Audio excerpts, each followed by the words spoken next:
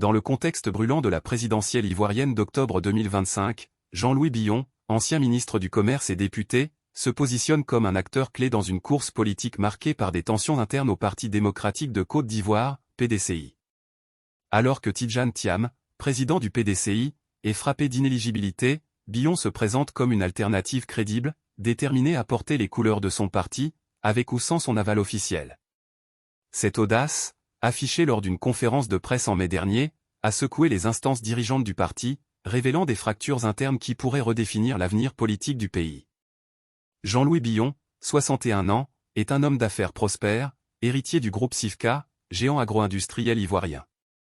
Sa carrière politique, bien que plus récente, est marquée par une ascension fulgurante. Élu député de Dabakala en 2016, il s'est forgé une réputation d'homme de terrain, proche des préoccupations des citoyens, notamment dans les régions rurales. Son passage au ministère du Commerce, 2012 à 2017, a renforcé son image de gestionnaire compétent, capable de naviguer dans des contextes économiques complexes. Pourtant, son ambition présidentielle divise.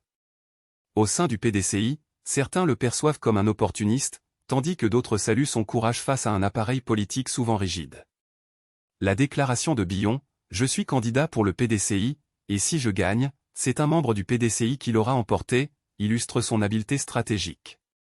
En insistant sur son appartenance au parti tout en affirmant son indépendance, il tente de rallier les militants tout en se positionnant comme un homme libre, capable de dépasser les clivages internes.